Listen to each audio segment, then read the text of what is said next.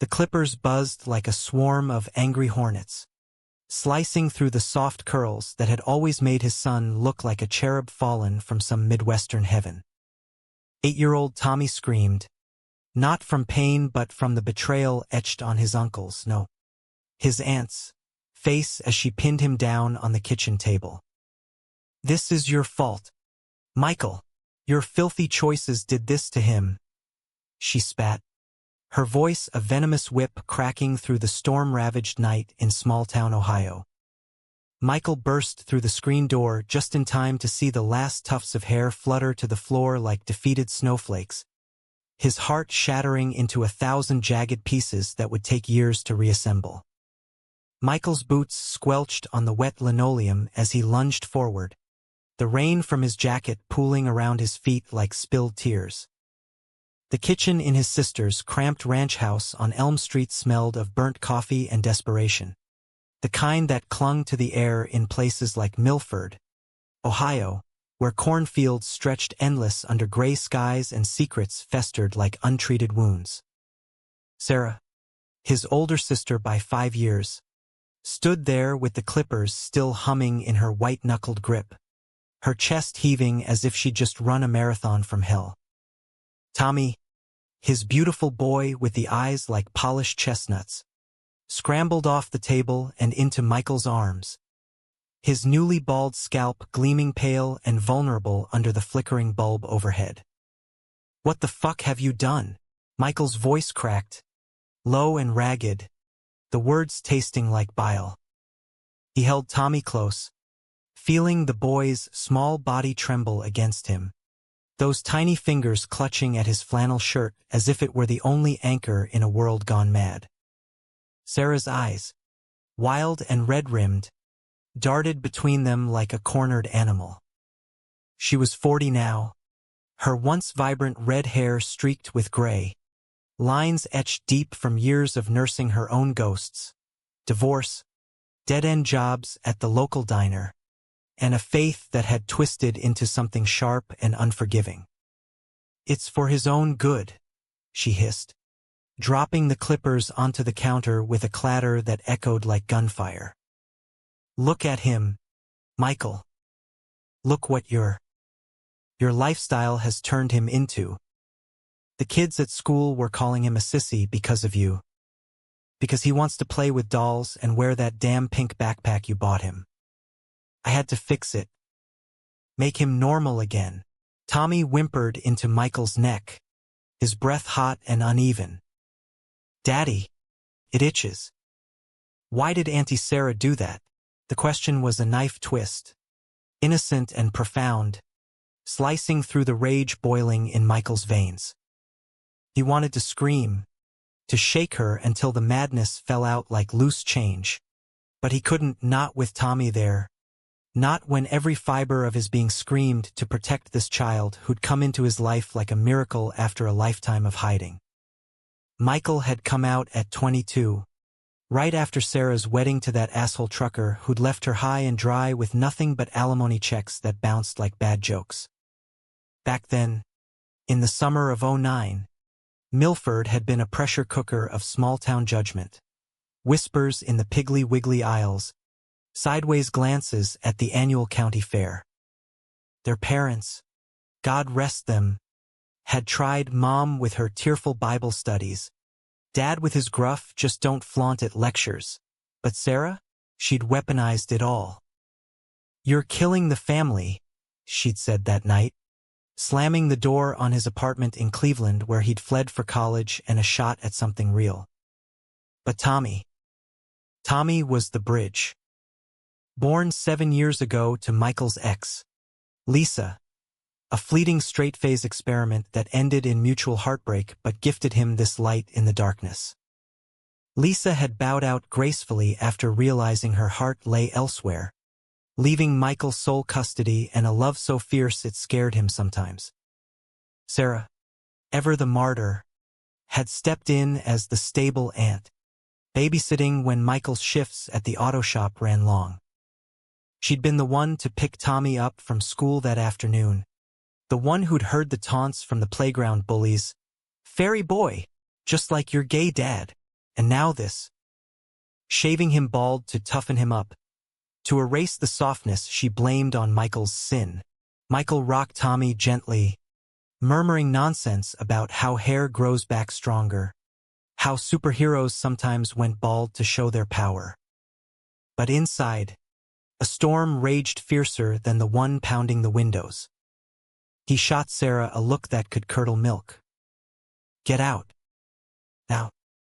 Before I call the cops on your ass for child endangerment. She laughed, a bitter, broken sound that dissolved into sobs. You? Call the cops? On family? Oh, that's rich. Mikey. You're the one parading your boyfriend around town like it's Pride in San Francisco. John's a nice guy, sure. But what kind of example is that for my nephew? For our blood, John. The name landed like a lifeline in the chaos.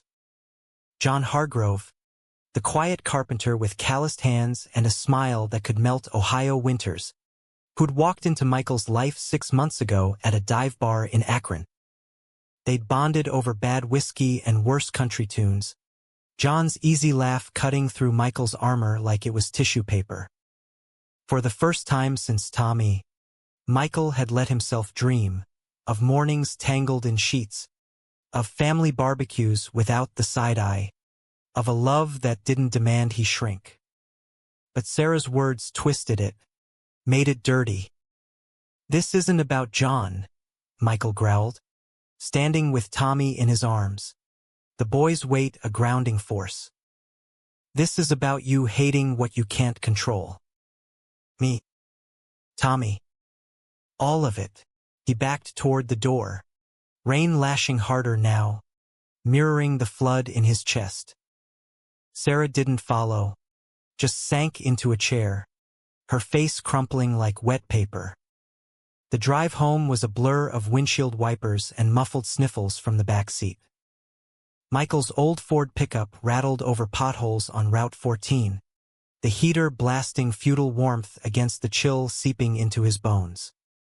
Tommy, wrapped in a spare hoodie that swallowed him whole, stared out at the passing silos, his bald head catching glints from passing headlights.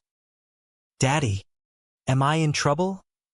He whispered finally, voice small as a field mouse. Michael glanced in the rear view, his throat tightening. No, buddy. Never. You're the bravest kid I know. He reached back, squeezing a tiny hand. Auntie Sarah. She's hurting inside. Sometimes people do mean things when they're scared. Tommy nodded solemnly, but his eyes, those eyes that saw too much, held doubt. By the time they pulled into the gravel driveway of their modest bungalow on the edge of town, the storm had eased to a drizzle, leaving the world slick and silver. Michael carried Tommy inside, past the faded pride flag in the window that Sarah always sneered at, and straight to the bath. Warm water, bubbles that smelled like strawberries, and a gentle scalp massage with aloe vera from the fridge. Tommy giggled for the first time that night as Michael made monster faces with the foam, but the laughter faded quick, replaced by questions Michael wasn't ready to answer. Why does Auntie hate you being happy with Uncle John? Tommy asked, splashing idly. Michael paused, sponge in hand, the weight of truth heavy as lead. Because some folks think love looks different if it's between two guys like me and John. But love's love, Tommy. It's the thing that makes the world spin right. He forced a smile, but inside, resolve hardened like cooling steel. Tomorrow, he'd file a report. Restraining order, maybe. No more unsupervised visits. But as he tucked Tommy in with stories of bald eagles soaring free, see, even they don't need hair to be kings, Michael's mind wandered to John. John, with his steady hands and unflinching gaze, who'd promised last weekend over pancakes at the diner. We'll build this life, Mike. You, me, the kid. Brick by brick, Michael had believed him, let himself fall a little deeper into those hazel eyes that held no shadows, only light. That night, as thunder grumbled farewell in the distance, Michael lay awake staring at the ceiling cracks that mapped his regrets. Sarah's act wasn't just about hair. It was a declaration of war on the life he was clawing to build. And in the quiet hours before dawn, he vowed he wouldn't lose. Not Tommy. Not John. Not himself. The next morning dawned crisp and unforgiving, the kind of autumn bite that nipped at your heels as you stepped out to fetch the paper. Michael brewed coffee strong enough to wake the dead, black as his mood, while Tommy devoured frosted flakes in his dinosaur pajamas, bald head shining like a beacon of resilience. "I look like Uncle John now," he declared proudly, pointing to a photo on the fridge of John grinning from a construction site. His own buzz cut a remnant of summer heat. Michael chuckled, the sound rusty but real. "Yeah, kiddo. Tough as nails." He ruffled the bare scalp gently, marveling at how soft it still was, how unbroken. School drop-off was a gauntlet. Stares from the minivan brigade, whispers from crossing guards who'd no doubt heard the gossip mill churning overnight. Milford thrived on it. Divorces, DUIs, and now this, the gay uncle's kid shorn like a sheep for the slaughter. By noon, Michael's phone buzzed with texts from Sarah. "I'm sorry. It was a mistake. Let me make it right." Followed by Bible verses on repentance. Then a photo of her at church, head bowed in a pew. He deleted them all, fingers trembling as he dialed his lawyer cousin in Cleveland instead. "Yeah, it's bad, Mike," she'd said, voice laced with that no bullshit Midwestern drawl. "Assault, endangerment. We can get custody tightened, but it'll blow up the family." "Family?" Michael snorted, wiping grease from his hands after a brake job on a '98 Chevy. "What's left of it ain't worth saving if it means hurting my boy." The shop, Hargrove Auto, co-owned with John's dad, hummed around him, the clang of tools a symphony of normalcy. John had inherited the place last year after his old man passed, turning it into a haven for misfits like them, mechanics with tattoos and stories, oil-stained overalls hiding hearts as vast as Lake Erie. Speaking of which, John sauntered in around 2, toolbox in hand, his flannel rolled to elbows revealing forearms corded from years of swinging hammers. 38, he had that rugged calm, like an oak weathered but unbowed, his buzz cut catching the fluorescent glow. "Heard the drama," he said simply, pulling Michael into the back office for a stolen kiss that tasted like sawdust and safety. Sarah's unhinged. "You okay?" Michael leaned into him, the solid wall of John's chest a bomb. "Tommy's pretending he's in the army now. Thinks bald means camouflage." He laughed, but it wobbled. "She blamed me," John said. "My being gay made him weak." John's jaw tightened, but his touch stayed gentle, thumb tracing Michael's stubble. "Bullshit. Tommy's strong because of you. We all are." He pulled back. "I serious. Dinner tonight? My ma's lasagna." Neutral ground. Michael nodded, gratitude swelling like yeast in dough. John's family, widowed mom, a gaggle of siblings scattered across the Rust Belt, had embraced him from day one. No sermons, no side-eyes, just potlucks and bad jokes. It was the kind of acceptance Sarah could never stomach. But as the day wore on, the cracks widened.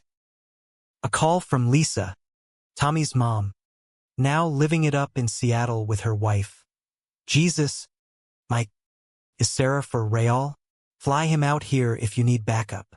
Then the school principal, Voice oily with concern. We want to support Tommy, but perhaps tone down the influences at home. Michael's blood boiled. He hung up mid-sentence.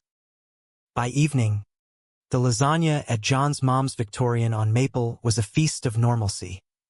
Garlic bread steaming, red wine flowing, Tommy regaling the table with tales of his superpower scalp.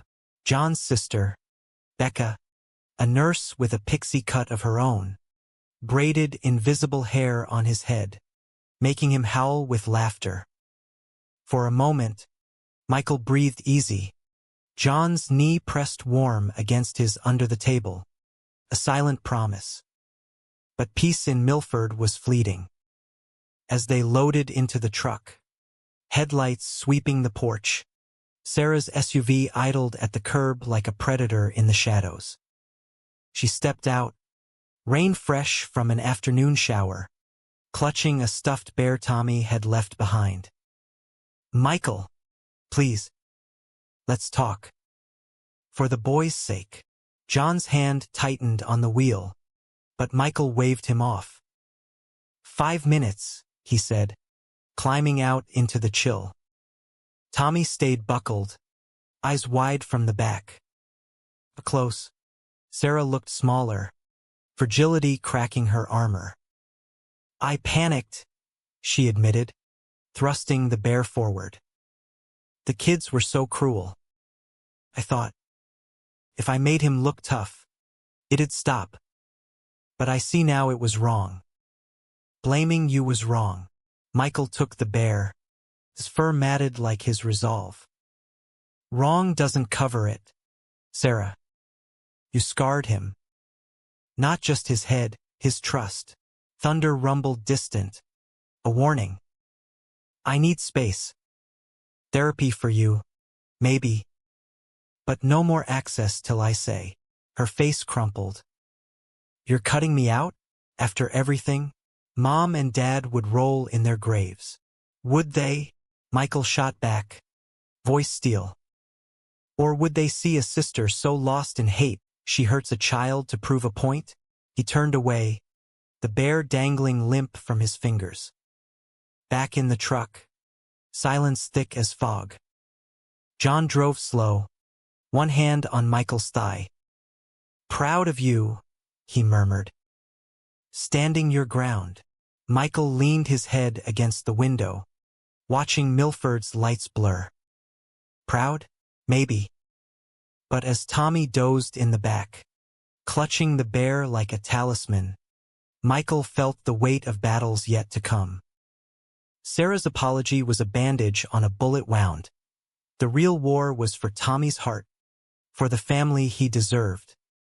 And in the quiet cab, with John's steady presence beside him, Michael whispered a prayer to whatever gods listened in corn country.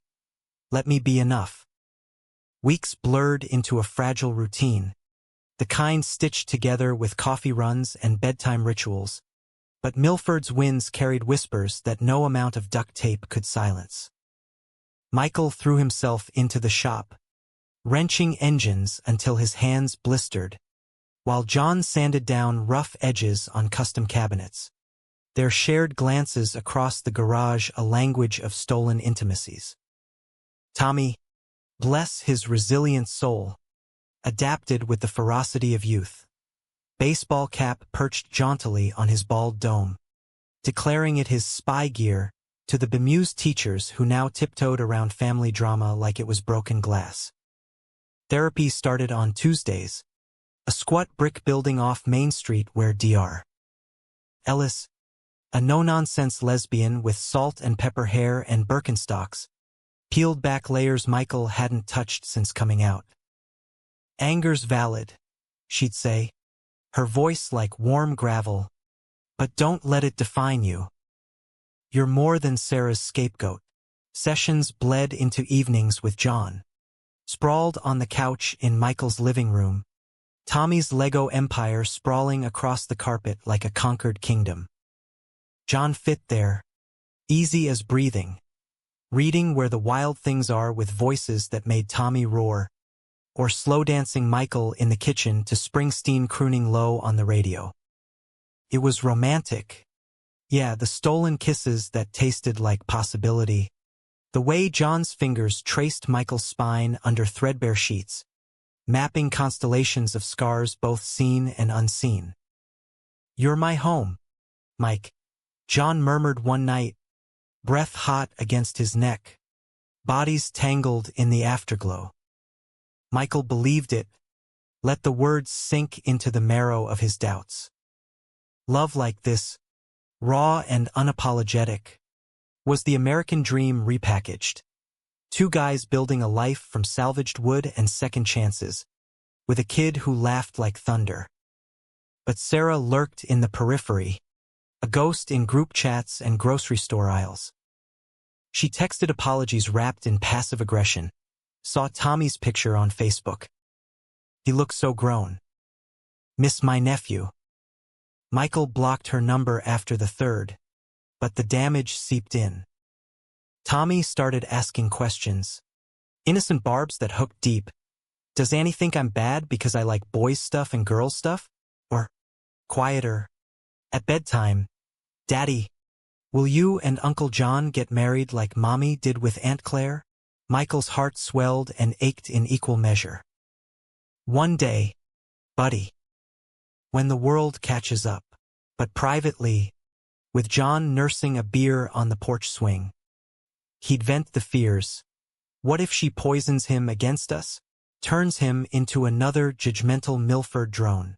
John would pull him close, the creak of chains a lullaby. Then we fight. With love, not fists. That's our superpower.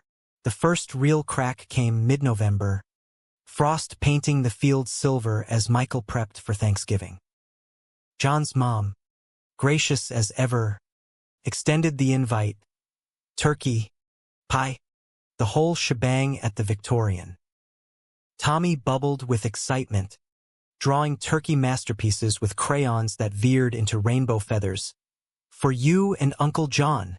But Sarah crashed the party via email, CCing the whole family tree. "I assume I'm welcome? Blood's thicker than whatever this is."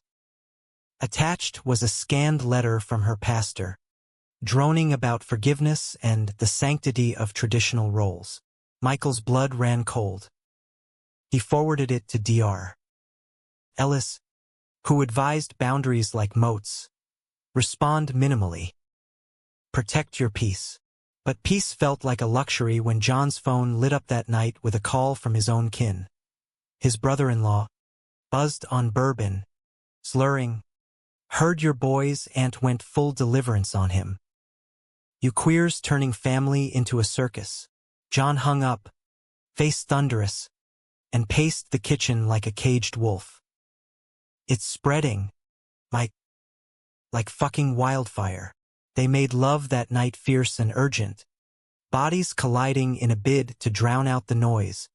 But dawn brought no absolution, just a voicemail from Sarah. "If you keep John around, you'll ruin Tommy. Think about that at your little feast." Michael deleted it, but the seed took root. That Thanksgiving, the table groaned under platters of cornbread and cranberry relish, laughter bubbling as John's nieces chased Tommy through the yard in a game of tag. Michael carved the bird with steady hands, but his eyes kept drifting to the empty chair where Sarah might have sat, the one she'd claimed in childhood with her bossy decrees. John's mom squeezed his knee under the table, her smile a quiet solidarity. Families who shows up, not who throws tantrums. It was true, in the glow of candlelight and second helpings. Tommy, Cap Askew, proposed a toast with sparkling cider. To bald eagles and rainbow turkeys.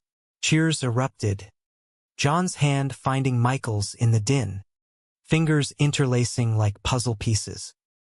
For a heartbeat, it was perfect, romantic in its messy humanity, the kind of scene Norman Rockwell might have sketched if he'd swung that way. But Milford's underbelly stirred. The next week, as snow dusted the rooftops, Michael got called into the principal's office. Mrs. Hargrove, no relation to John. Thank God. A pinched woman with cat-eye glasses slid a folder across the desk. Complaints from parents, she said, tone clipped. About Tommy's exposure to alternative lifestyles. We're suggesting sensitivity training. For everyone. Michael's laugh was sharp as shattered ice. Alternative? You mean my family? Or the fact that my son was assaulted by his aunt because she can't handle who I love? He stood, chair scraping. File your complaints. I'll file mine with the school board. ACLU. Whoever listens. Driving home, fury simmered to sorrow. John met him at the door with hot cocoa. Tommy napping upstairs after a playdate. Fuck him, John said simply, pulling him onto the couch. We got each other. That's the real fight. And God, the romance of it, the way John kissed him slow and deep, erasing the day's grime with lips that promised forever. They talked dreams that night. Moving to Cleveland, maybe, where the city's pulse drowned out small-town static. John sketched plans for a bigger house, a workshop out back where Tommy could build forts and futures. Michael let himself imagine it, vulnerability cracking open like an egg, yolk spilling sweet, but betrayal brews in quiet corners. A few days later, Michael came home early from a parts run, the shop quiet after a slow afternoon. Tommy was at soccer, John had picked him up, and the house hummed empty. Or so he thought. Upstairs, in their bedroom, he found John's phone on the nightstand, screen aglow with a text preview. From, Sarah, meet me tonight? We need to talk about Michael. For Tommy's sake. The words hit like a sucker punch, air whooshing from lungs. Michael scrolled, heart-hammering messages stretching back weeks. She's unstable, Sarah had written. You deserve better. Someone who fits. John's replies, I care about him, but yeah, the kid. Polite deflections, mostly, but enough ambiguity to twist the knife. Dinner, neutral spot, Michael's vision blurred. Rage and hurt colliding in a toxic brew. John, his rock, entertaining Sarah's poison, for Tommy's sake, or his own comfort. He pocketed the phone, sinking onto the bed, the mattress still warm from where John had lounged that morning, oblivious. When John walked in at dusk, Tommy chattering about goals scored, Michael's face was a mask, calm as Lake Erie on a windless day. Dinner was strained, laughter forced over mac and cheese. Bedtime stories came and went, Tommy's eyelids drooping under the weight of innocence. Alone in the kitchen, Michael slid the phone across the table. Explain. John's face drained of color, hazel eyes widening like a deer in headlights. Mike, it's not. Save it. Michael's voice was ice, each word deliberate. You've been texting my sister. Behind my back. After everything, John reached out, but Michael flinched. She cornered me at the lumber yard, begging to see Tommy. I was trying to mediate. Buy time. I swear, I never mediate. Michael barked a laugh, bitter as black coffee. Or audition for her approval. Tired of the gay drama, the accusation hung heavy, laced with every fear Dr. Ellis had unearthed. John's shoulders slumped, defeat etching lines around his mouth. I love you, Mike. You and the kid. But yeah, it's hard. The stares, the calls from my family asking if we're sure. Sarah played on that guilt. I shut it down. But I should have told you. The admission cracked something in Michael, tears hot and unwelcome. You think I don't know hard? Try raising a son solo in this shithole town. Loving a man while your own blood shaves him bald to spite you. He turned away, gripping the sink, knuckles white. Get out. I need space. John lingered, voice breaking. Don't do this. We're stronger together. But Michael couldn't breathe, the room closing in like Sarah's kitchen that fateful night. The door clicked shut behind John, echoing finality. Upstairs, Tommy stirred in his sleep, murmuring for Uncle Jay. Michael curled beside him, bald head pillowed on his arm, whispering apologies to the dark. Betrayal tasted like rust, sharp and metallic. John had been his anchor, but anchors could drag you under. As snow fell soft outside, blanketing sins in white, Michael vowed to stand alone if he must. For Tommy.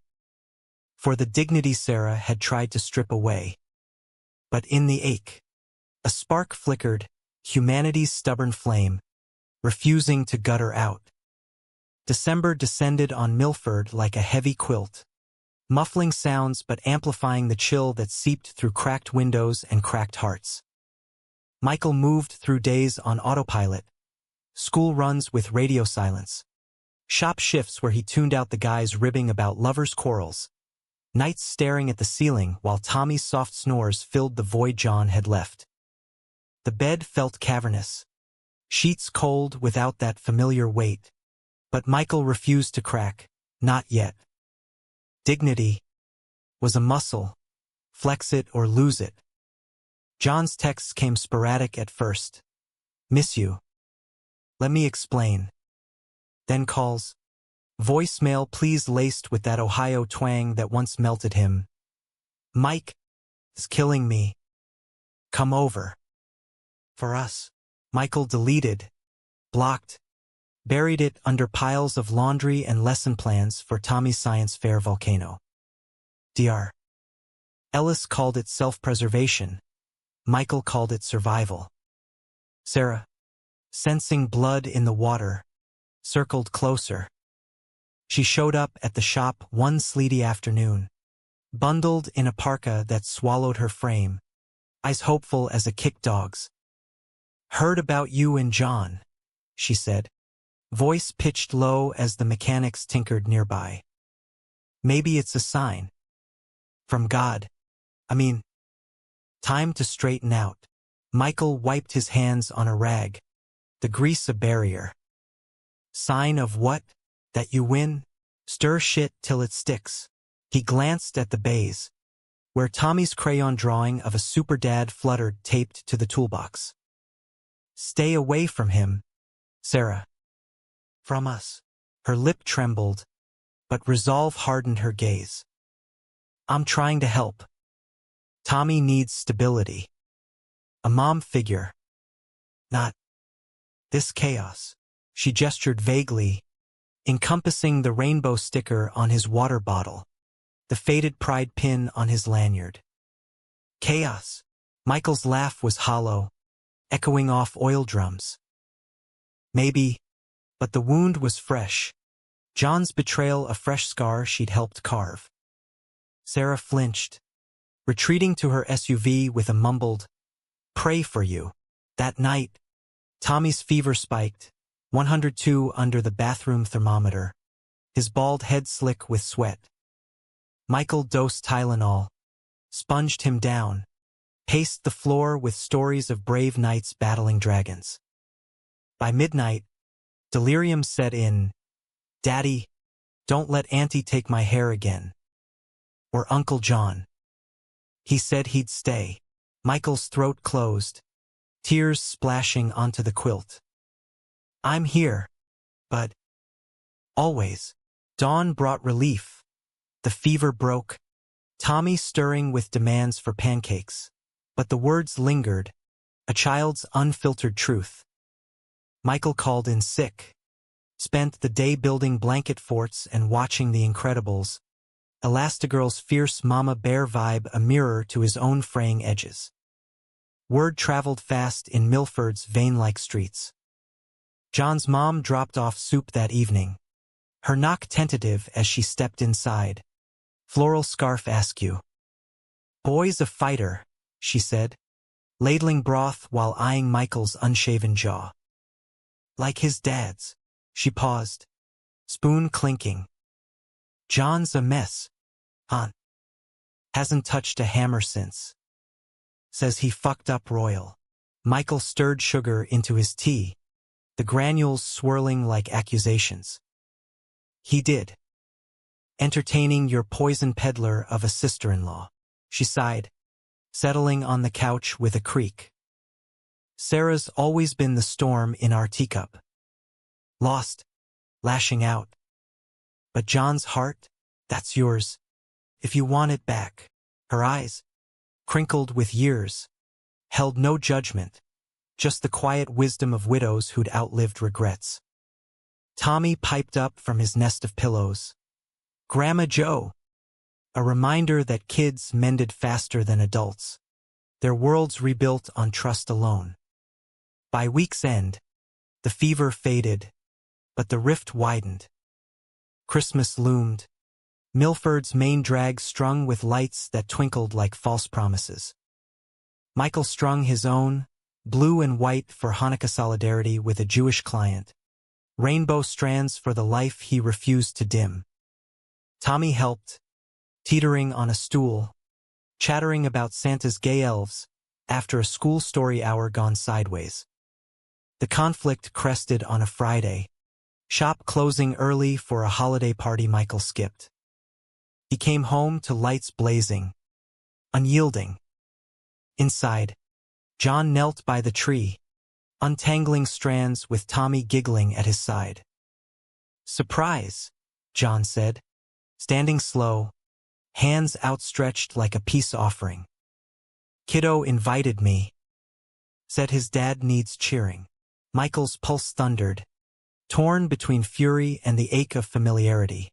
John's cologne, pine and musk, stirring ghosts. "Out," he said, voice low for Tommy's sake. "We're not there yet."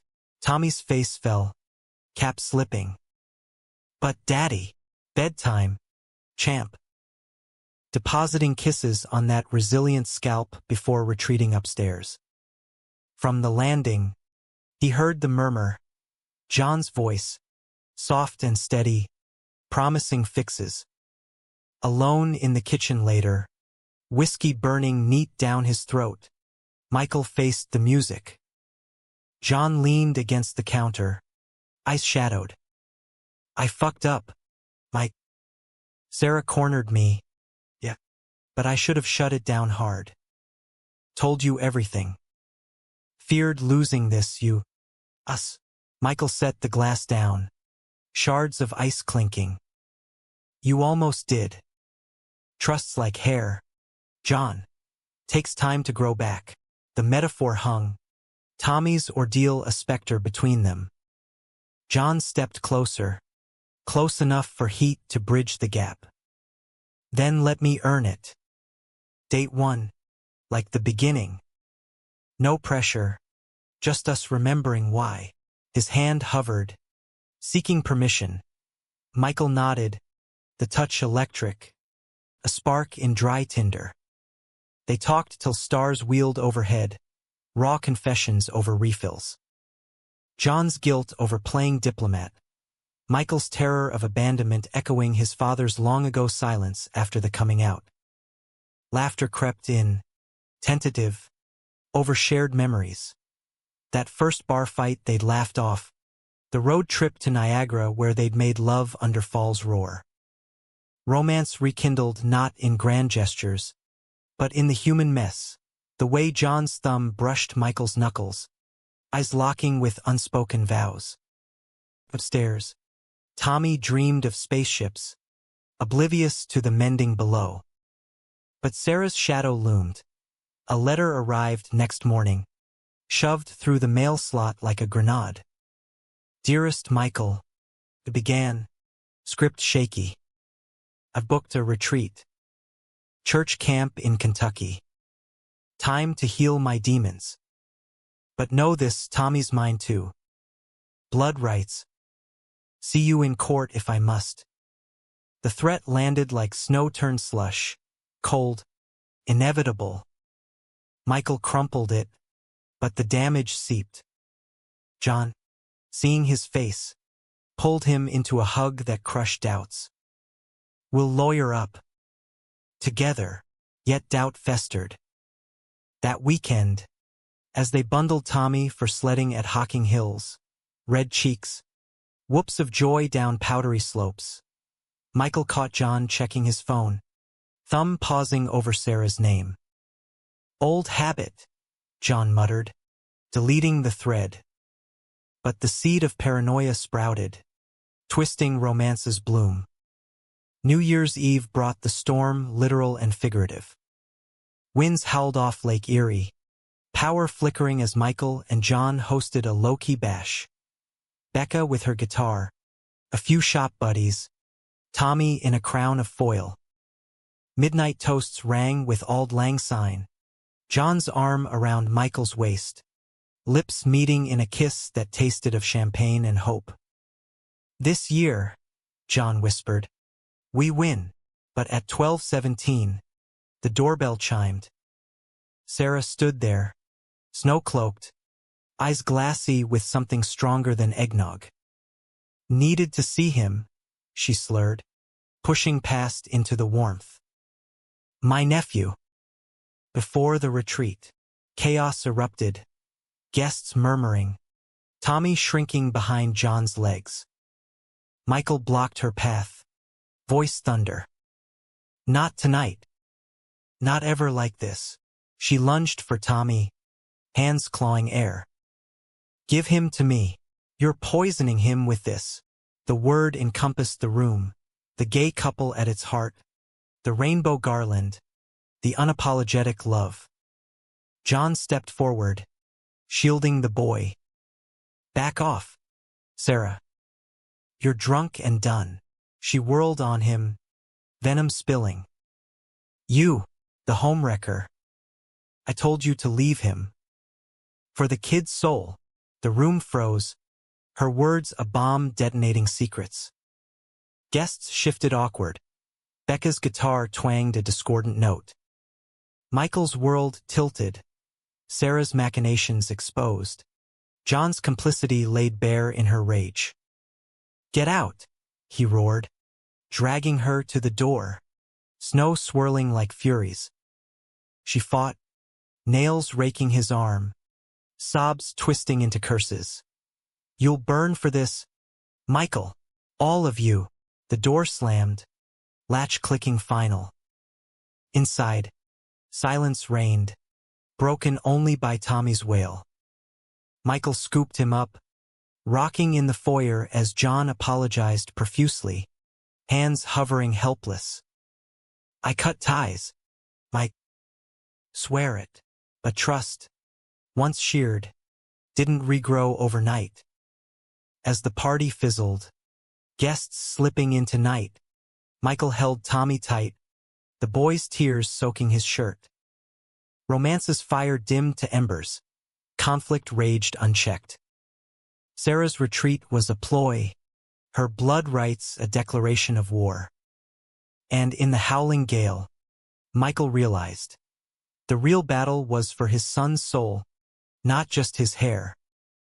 Dignity demanded more than survival, it required reclamation, fierce and unflinching.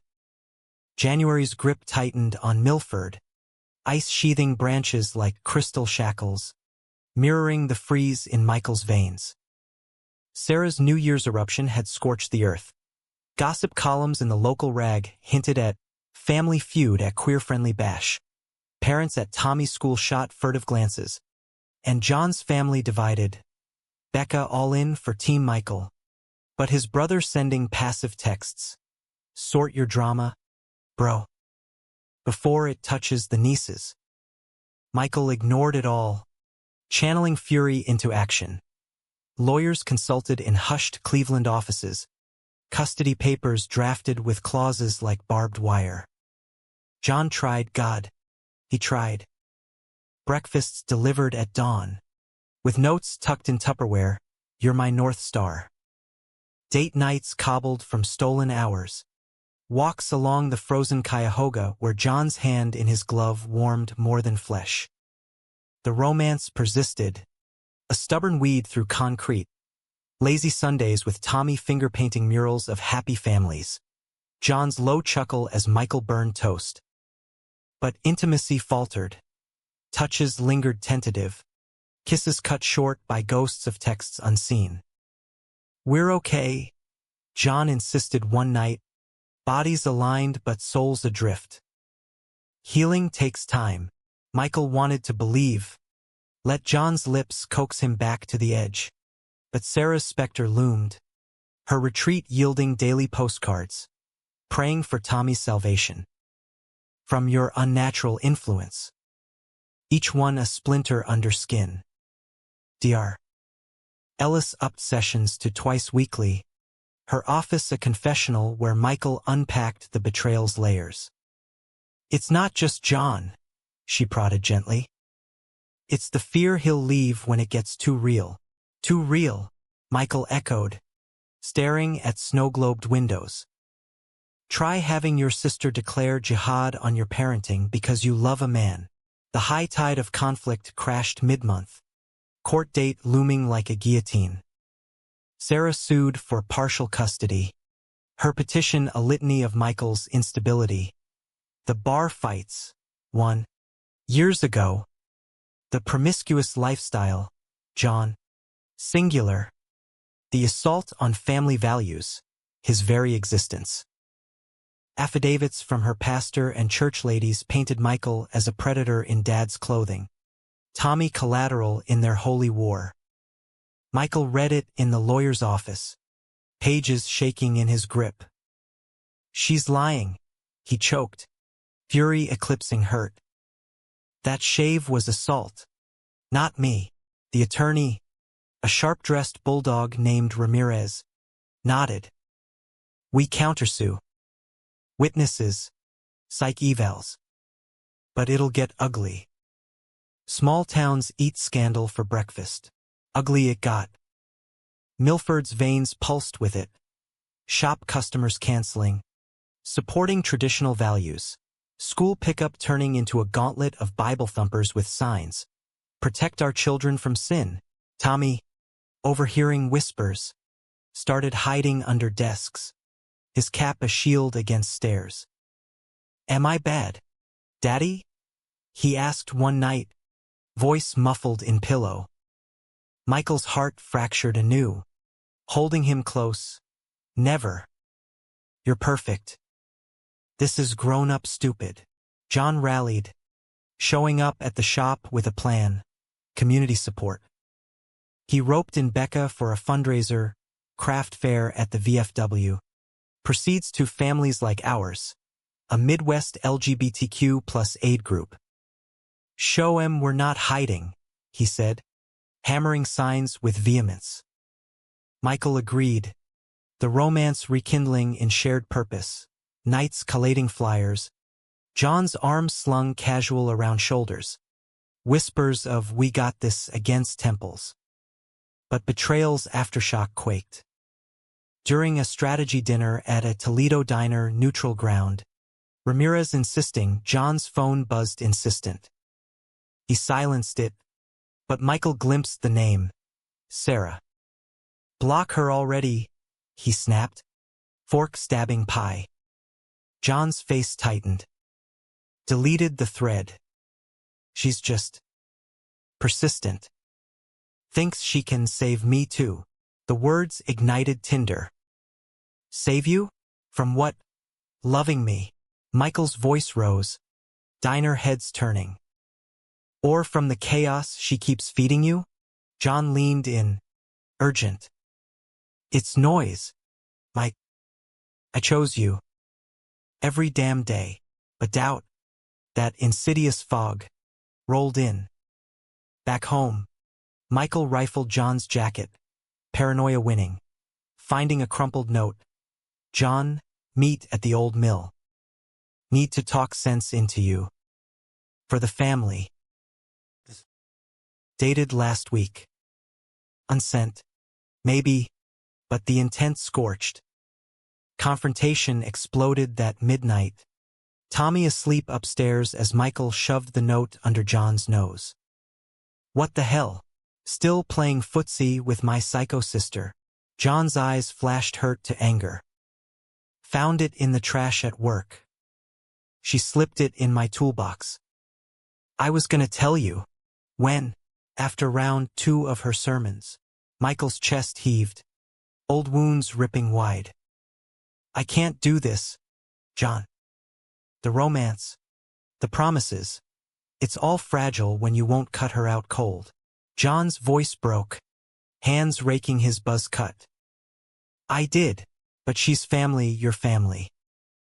Thought mediating could end this war without court. Mediating, Michael laughed. Shattered glass.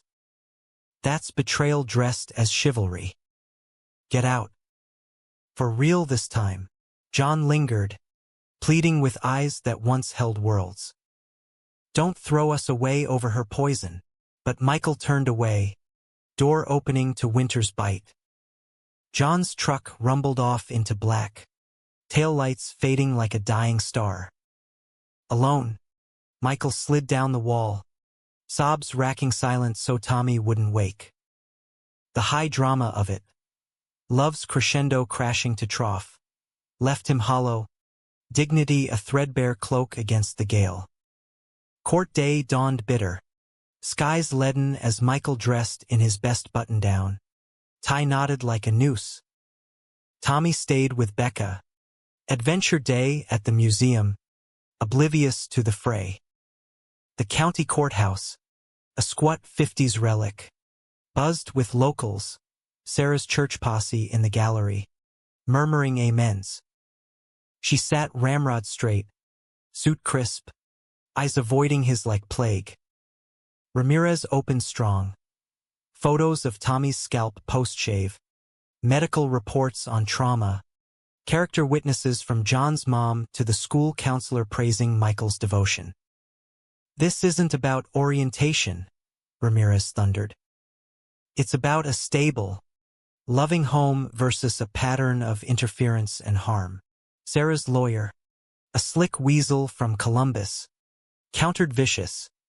Michael's lifestyle as endangerment, John's instability, unsubstantiated rumors of bar brawls.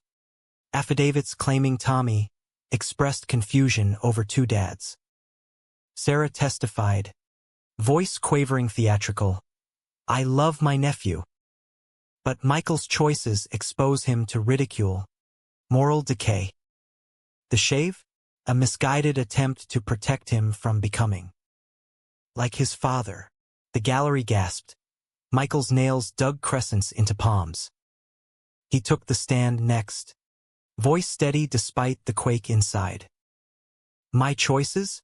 Loving my son every goddamn day. Working double shifts so he eats. Reading bedtime stories. Teaching him kindness in a town that spits hate. Tears welled, unbidden. Sarah hurt him physically, emotionally because she can't stomach who I am. Gay? Yeah. But a good dad?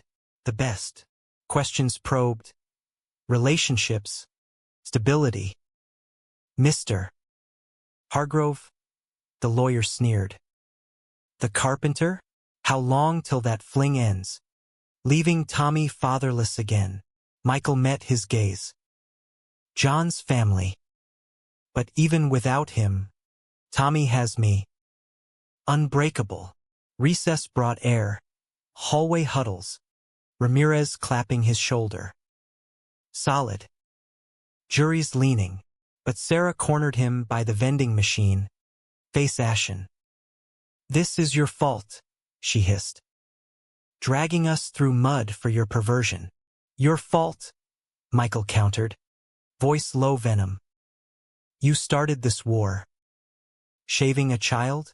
That's not love, that's control. She recoiled, but her eyes flickered. Regret? Defiance? I thought I was saving him. From what? Joy. He walked away, spine steel. Verdict came swift.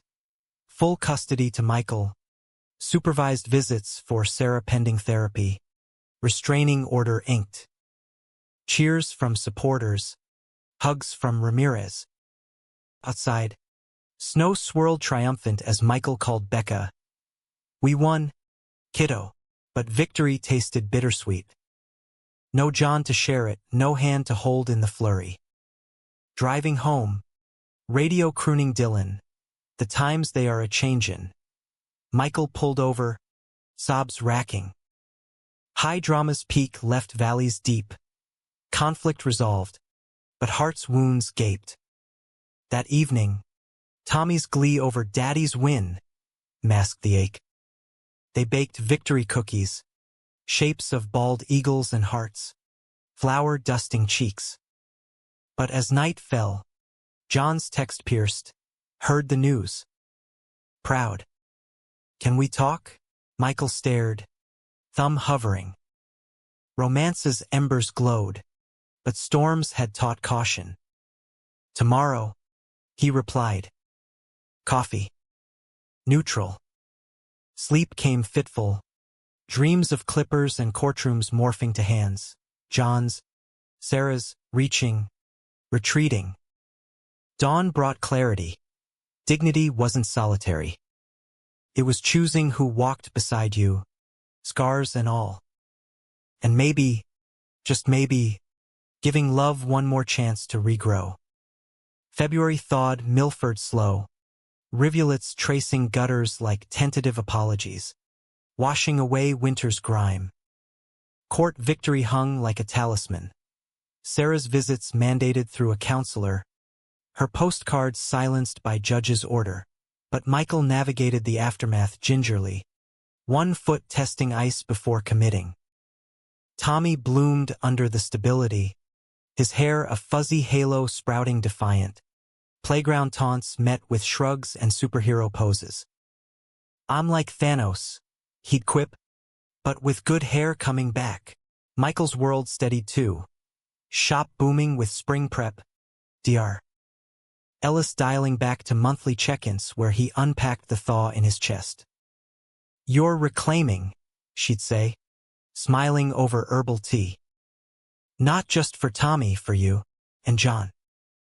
John waited, patient as seasons, his coffee shop overtures evolving from stilted recaps to laughter-laced what-ifs. That first neutral meet, at the daily grind with its chalkboard specials and indie folk humming, bridged chasms.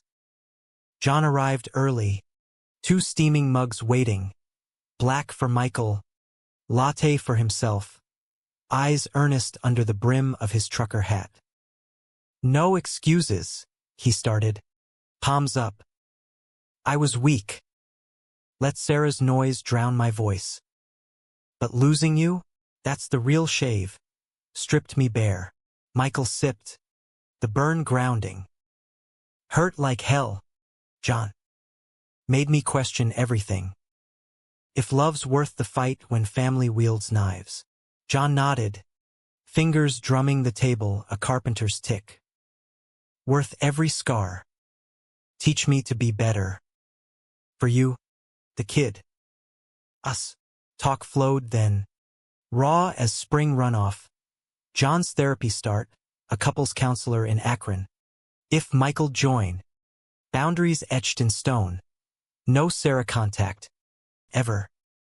Michael admitted his paranoia, the notes sting lingering like phantom itch. Laughter crept in over shared absurdities.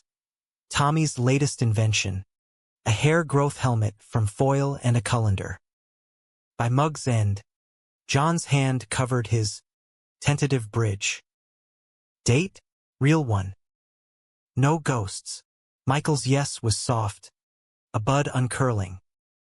Romance reignited not in fireworks, but fireflies, flickers building to glow. Their first official outing, a drive to Cuyahoga Valley, picnic under budding maples, Tommy romping with a frisbee while John and Michael shared a blanket, knees touching electric. Remember Niagara? John murmured, unpacking cheese and crackers. Felt invincible. Still do, Michael replied, leaning into the solid shoulder. With you. Back home. Intimacy bloomed gradual. Kisses lingering longer. Bodies rediscovering rhythms. One night, after Tommy's lights out, John's hands mapped Michael's back slow, reverent. Beautiful, he whispered, lips trailing spine. All of you, Michael arched, surrendering to the tide, passion deep and human, laced with emotion's salt. No rush to peaks, just presence, reclaiming touch as sacrament. Sarah's shadow faded to footnote. Her first supervised visit. In a sterile family services room with puzzles and tissue boxes, unfolded awkward. Tommy polite but distant, chattering about school while she fidgeted, eyes downcast. I'm sorry, buddy, she ventured finally, voice cracking. For the hair. For being scared. Tommy tilted his head, fuzzy locks catching light. It's okay, Auntie. Hair grows. Daddy says people do too. Wisdom from small mouths. Michael watched from the observation window, heart twisting toward forgiveness, not absolution, but space. Post-visit. Sarah cornered him in the parking lot, wind whipping her coat. He looks happy. Like you. Pause. Heavy. I was wrong. About everything. The blame. It was my shame, not yours. Michael nodded, chill nipping. Therapy helping? She swallowed. Unpacking a lot. Dad's silence after you came out.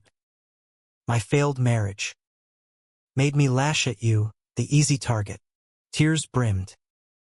Can we try, as aunt? Not enemy, caution tempered hope. Slow. For Tommy. But yeah. Maybe.